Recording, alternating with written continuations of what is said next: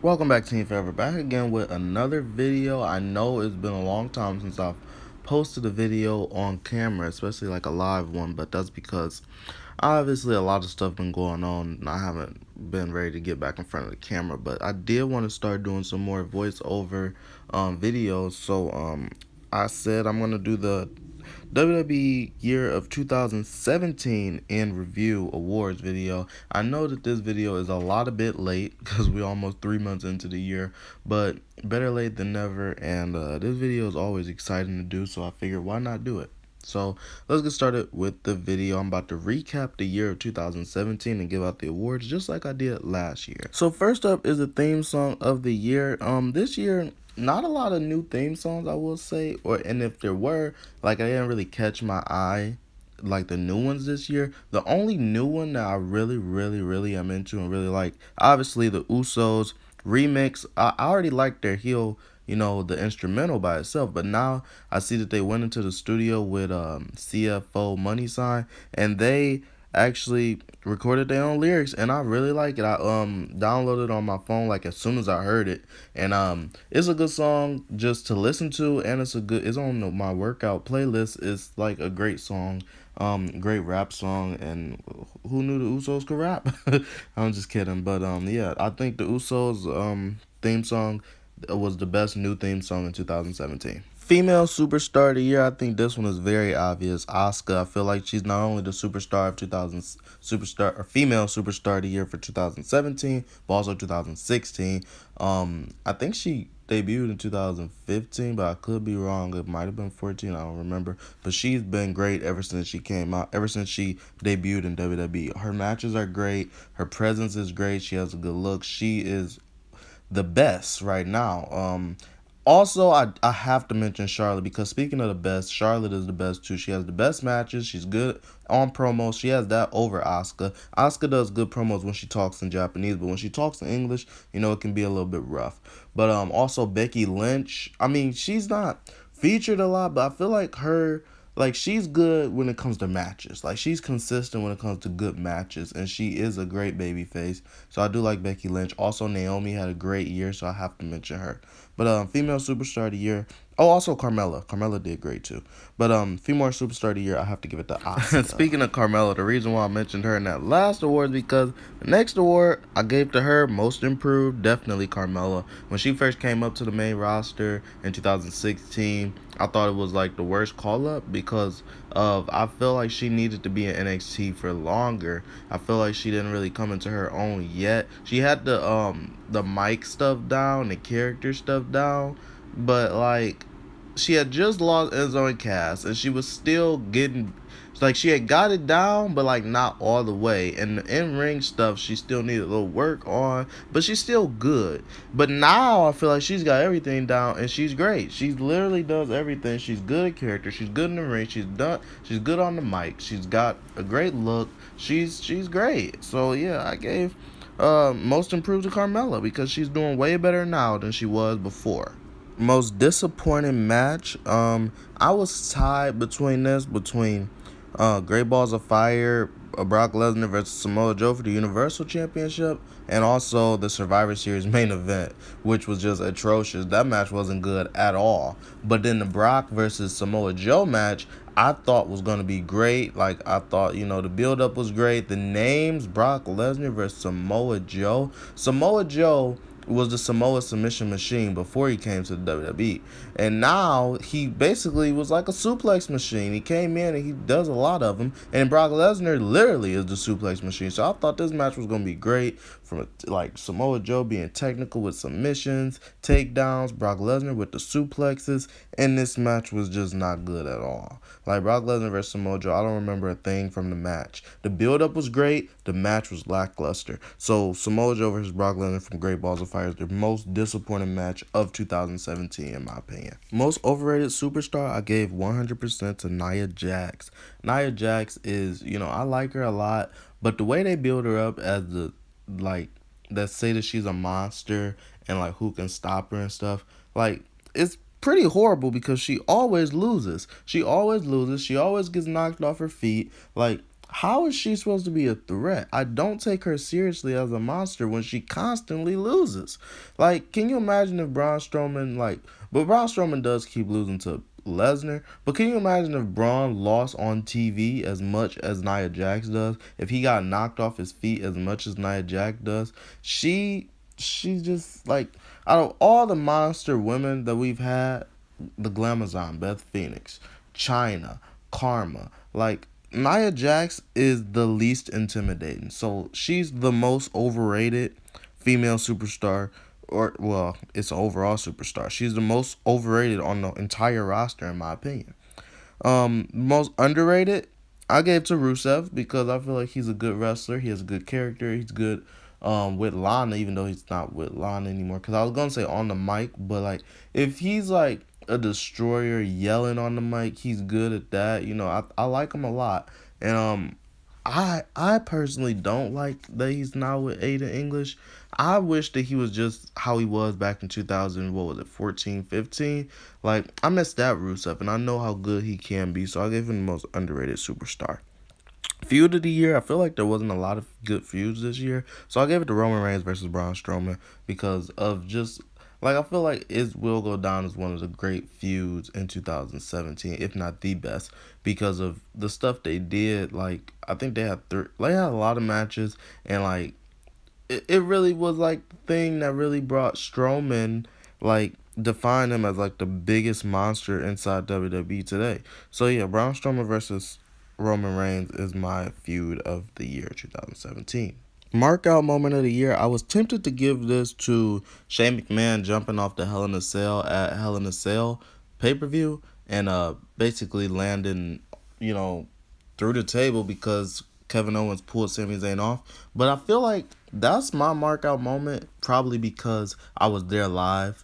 And the reason why I'm not going to give it to that is because, and when I saw it live, I freaked out, definitely marked. I was going crazy. I was recording it, and the video was just so shaky because I was screaming. The people next to me were screaming. I went with my little cousins. They thought Shane McMahon died. They were like crying after the show. They only like 6 and 5. So yeah, that was definitely my mark out moment. But the reason why I'm not going to give it to that is because I feel like we all knew that Shane McMahon was going to jump off this Hell in a Cell. Especially when he was up there, you know, and Kevin Owens was, he put Kevin Owens on the table and climbed back up. It was expected. We knew he was about to jump off the cell. But what I did not expect this year was when I was watching WrestleMania and the Hardys came out and made their return. That is my mark out moment of the year because I had no clue that they were going to come out. And when they music hit, my entire WrestleMania party went crazy. We went berserk when we heard the Hardys come out. We saw their return. I didn't expect them to ever come back to WWE. Like literally until they were inside the Hall of Fame, I thought that would be their return, you know, their Hall of Fame. But the fact that they came back, like it was surprising, and it was definitely my markout moment of 2017. Tag team of the year, clear as day, easy for me. The Usos, the best tag team in the world, in my opinion. The Usos are the tag team of the year in WWE 2017. Best on mic, I actually gave this to a lot of people might disagree, but I think it was Enzo Amore. He, especially at the end when he was cruiserweight champion, like he put, like I remember when it was him and the Miz was like tearing him down on the mic. And Enzo can come back from anything. He has a response to everything. Enzo is great on the mic. No matter what everybody has to say about him, he's great on the mic as a heel and a face. I remember when he went around and he roasted the entire cruiserweight division. He is great on the mic. Like, you cannot take that away from Enzo. So Enzo Amore was the best on the mic in 2017, in my opinion. Heel of the year. At first I was gonna give it to Miz, but then like I thought about it, like when he was roasting Enzo, like he was getting cheers, and I always used to think like Miz is the best heel in the business because he is a heel that still gets booed, because a lot of heels get cheered nowadays. But there was some times this year where he was getting cheered, and he does do stuff to try to be cool now and get cheered. But the best heel I would say of 2017, even though he wasn't there for the entire year, was Neville, the king of the cruiserweights, because he comes out and there's nothing fancy about him except the red arrow. When he only does it sometimes too. He only does it when he really needs to do it. When he can't win a match, he busts out the red arrow. But he is nothing. It's nothing fancy about him. He wears regular black trunks. He doesn't try to be show like anything spectacular. He comes out, his hair is all over the place, it's in his face. He tears down the crowd, he tears down his opponent. He acts like he's so special, so good when he calls himself the king of the cruiserweights and says that he's the best. But then when someone comes out, he always runs. So he's the best heel because he doesn't try to make himself seem like he's great. Well, he does, but then when faced with an opponent, he runs away like a heel should. Like he's the best one, in my opinion. Face of the year, I struggle with this one because there's not a lot of good faces this year. Like I thought about giving it to Finn Balor, but I'm like, how is he like the face of the year? What has he done? What has he done lately? Like I didn't know. And I'm talking as if this is only 2017. I know we're into 2018 a little bit, so I'm not counting the Royal Rumble or anything in January or February.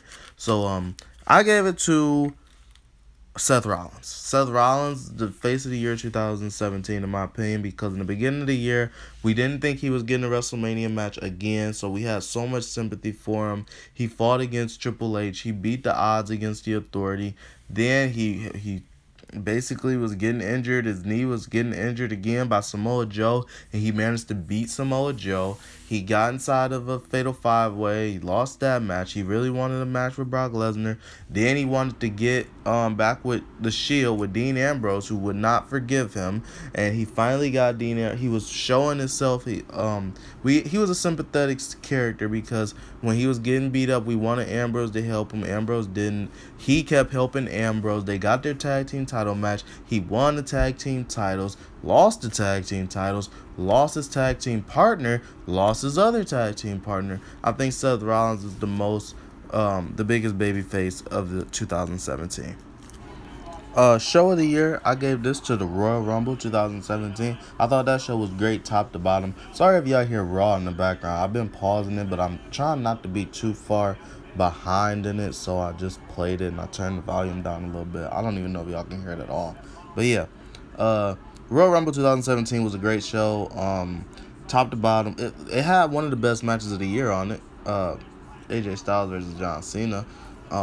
It wasn't my match of the year, but it was a great match nonetheless. The Royal Rumble was probably one of my favorite Royal Rumbles of probably like my top four best Royal Rumbles that I've seen. I have not seen any of the 90s or 80s. And I don't even think I've seen Royal Rumble 2000. I probably have, but yeah. It's definitely it's up there as one of the best Royal Rumbles in my opinion. And a surprising winner. I didn't expect Randy Orton to win. Also, the Goldberg match was good. The women's match was good. Royal Rumble was the best show in my opinion. Promo of the year, I think it was John Cena to Roman Reigns. Y'all know which one I'm talking about. The one where he, said the reason why he's still there is because Roman can't do his job.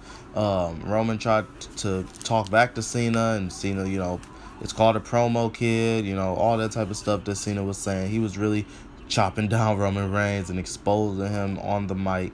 So, yeah, John Cena's still a great promo. Like, he's been at this for 15 years, and he's still one of the best when it comes to promos. So yeah, John Cena to Roman Reigns is my promo of the year. We go to match of the year. Like, a lot of my matches of the year, to be honest, they came from NXT. But the one that I chose was NXT TakeOver Chicago, Tyler Bate versus Pete Dunne for the UK Championship. When I tell y'all I didn't watch the UK tournament, so I was just watching TakeOver.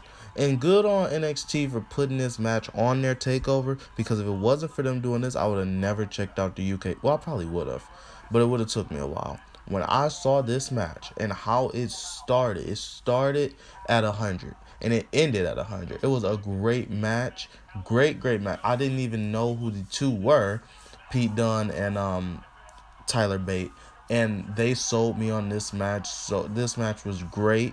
It was my favorite match of the year for a long time, and You know, I thought it was some other good matches this year, but I feel like this match still was my favorite at the end. Um, Pete Dunne won. By the way, what are they doing with the UK Championship? But that's a video for another day. But yeah, that's my favorite match of the year in 2017. Superstar of the year, I gave this to AJ Styles. Even though like I kind of, I wanted to give it to, well, I didn't want to, but I feel like I could give it to Braun Strowman. It's between those two. But I feel like AJ probably just, based on matches, he's definitely the superstar of the year. So that's why I gave it to AJ Styles. He did some stuff this year, or that year, 2017, I didn't like, but I feel like he's consistently good. Even when he's bad, there's something in with him being bad that is still good. So yeah, AJ Styles is the superstar of the year. I hope. Oh, and there's another superstar to look out for in 2018 this year. I would say I'm gonna pick someone from NXT that I think is gonna come up. I definitely think Sanity should come up this year because I don't know what else they already been heel and they already been face. They already been tag team champions. Maybe Eric Young can win the world title, NXT world title. Sorry, it's something good going on Raw right now. I'm distracted. It's on the part where Seth Rollins hit that frog splash halfway across the ring, or 3/4 across the ring. But anyway, yeah. I think superstars look out for Sanity because I feel like they should come up to the main roster. Also, Iconic Duo. Oh my God, if they don't come up to the main roster by June, I don't know what they doing with those two girls. Yeah, and also Asuka. Look out for Asuka because I feel like she's about to really, um, she's about to take over the main roster, the women's division, if she hasn't already. But I feel like she's winning that title this year, and or yeah, 2018, and she's gonna take over. So yeah. But that's it for this video, guys. I'm gonna try to start posting more, and definitely try to get back on camera sooner rather than later. Leave your thoughts on these topics, awards in the video, or in the comments down below if I can get it out. But until next time, thanks guys for watching the video. Be sure to leave a like, comment, subscribe, and share this video on all forms of social media. Catch you later.